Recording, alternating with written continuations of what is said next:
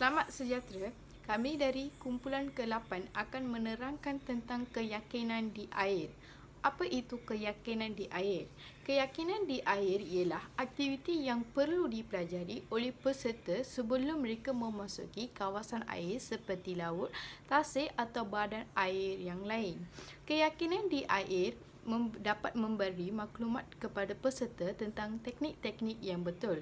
Dalam video ini, kami akan menerangkan tentang 3 teknik, iaitu teknik apungan, teknik dayungan dan teknik berenang. Jom saksikan video. Assalamualaikum warahmatullahi wabarakatuh. Saya Aisyah binti Abdul Muttalib. Pada hari ini saya akan menerangkan maksud apungan. Apungan dikenali sebagai asas berenang. Keapungan ini adalah suatu sifat sumber jadi tubuh kerana ianya dibantu oleh kandungan lemak dan kandungan udara dalam paru-paru manusia. Terdapat beberapa kawalan keapungan iaitu melalui unsur kawalan nafas, kesantaian dan posisi tubuh. Kemudian saya akan menerangkan mengenai peralatan apungan, fungsi dan cara. Peralatan apungan ini dipanggil pull buoys atau pull board. Cara menggunakan peralatan apungan adalah mengepitkan di antara kedua-dua belah kaki supaya kaki sentiasa terapung. Fungsi yang dapat kita perolehi jika berbuat sedemikian dengan menggunakan pull buoys atau pull board adalah membantu bagi permulaan untuk menguasai teknik apungan. Seterusnya saya akan serahkan kepada rakan saya. Sekarang kita beralih kepada teknik asas apungan.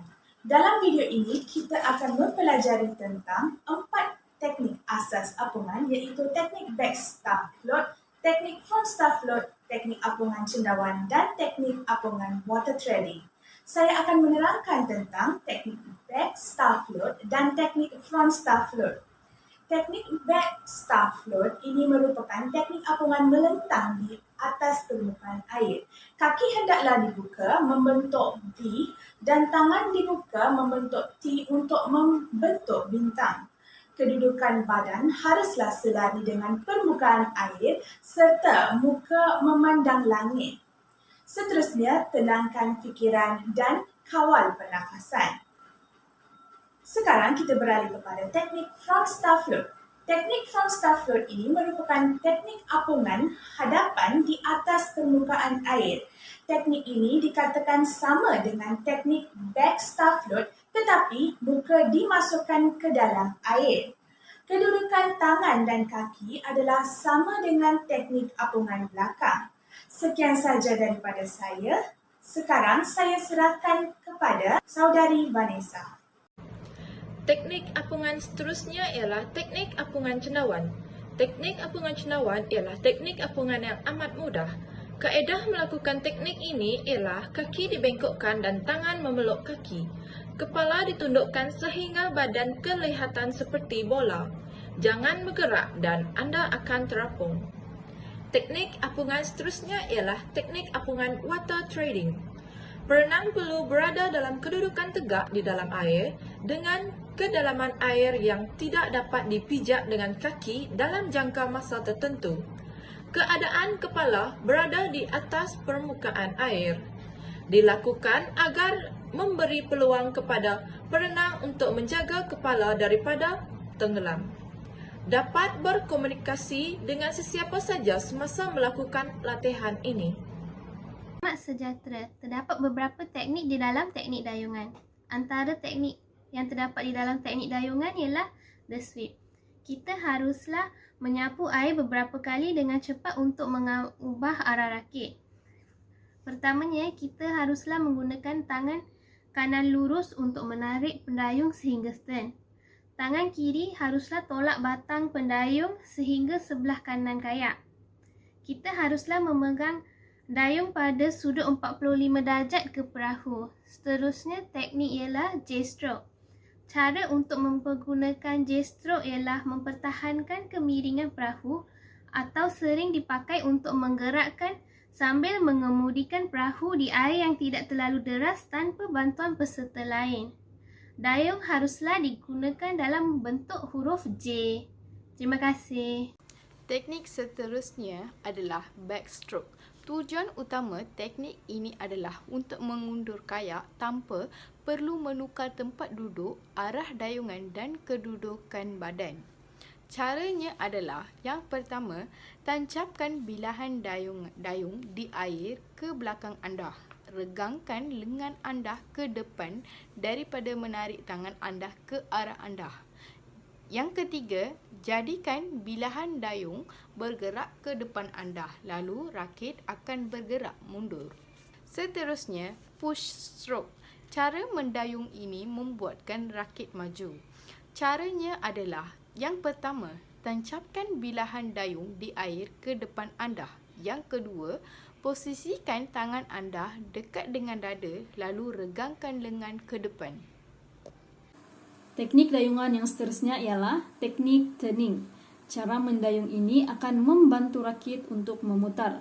Teknik ini boleh dilakukan dengan mempersiapkan dua bilahan dayung di dalam air, lalu dorong satu dayung sebelah kanan dan tarik dayung yang kiri jika ingin memutar ke sebelah kanan. Dan jika ingin memutar ke kiri pula, kayuh dayung sebelah kanan dan tahan dayung sebelah kiri. Okey, seterusnya teknik the draw, yaitu teknik yang terakhir, yaitu teknik dayungan ini akan membantu rakit untuk melakukan maneuver ke kiri dan ke kanan. Teknik draw ini boleh dilakukan dengan cara yang pertama, jaga posisi tangan anda seperti anda melakukan posisi dayungan jet stroke. Kemudian, tarik dayung ke arah anda, lalu kayu air ke sisi perahu bagi mendorong dayung kembali ke buritan rakit. Kemudian, lakukan seterusnya sampai rakit selaras dengan arah yang anda inginkan. Sekian, itu sahaja teknik dayungan. Terima kasih. Seterusnya ialah teknik berenang. Berenang adalah aktiviti sukan di dalam air, di mana memerlukan seseorang menggunakan sepenuhnya tenaga mereka untuk menggerakkan anggota badan seperti kaki dan tangan semasa melakukan aktiviti berenang. Antara peralatan yang digunakan untuk memberi keyakinan semasa melakukan aktiviti berenang ialah memakai baju renang yang bersesuaian, memakai kacamata renang dan juga topi renang. Sebelum melaksanakan aktiviti berenang, seseorang perlu mengetahui terlebih dahulu teknik dalam berenang. Antaranya ialah teknik gaya bebas. Semasa melakukan teknik renang gaya bebas, posisi badan pada waktu itu adalah sejajar dengan air.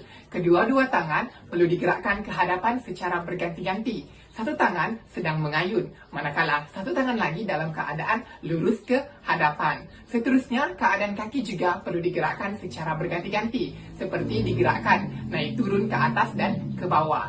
Sewaktu berenang, posisi muka perlu berada di permukaan air. Oleh itu, cara pernapasan dalam teknik ini ialah semasa tangan sedang digerakkan, posisi tubuh dalam keadaan miring dan kepala berada di samping dengan cara menoleh ke kiri dan juga ke kanan. Sekian, terima kasih.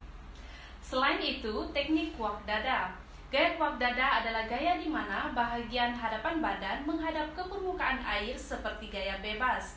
Yang hanya berbeza ialah pergerakan tangan dan kaki yang menyerupai pergerakan katak, yaitu menendang ketika berenang. Posisi si tangan berada di hadapan dengan kedua tapak tangan yang diluruskan. Kemudian, kedua tangan dibuka ke sisi dan ditarik ke belakang melalui sisi. Ketika tangan sedang bergerak di sisi, tiada pergerakan daripada kaki dan begitu juga sebaliknya. Seterusnya, kayuhan ke belakang. Kayuhan ke belakang menggunakan pergerakan lengan yang diselang-seli dengan tendangan semasa menelentang. Boleh juga menterbalikan diri atas perut. Akhir sekali, gaya kupu-kupu. Cara gaya ini digunakan adalah ketika keadaan dada menghadap ke permukaan air. Kedua-dua belah lengan ditekankan ke bawah dan digerakkan ke arah luar sebelum diayunkan ke hadapan. Manakala kedua-dua belah kaki menendang ke bawah dan ke atas secara serentak seperti gerakan ekor ikan paus. Seterusnya, tarikan pernafasan pula dilakukan semasa lengan dikeluarkan ke atas permukaan air dan perlu mengangkat dagu serta ke hadapan. Sekian, terima kasih.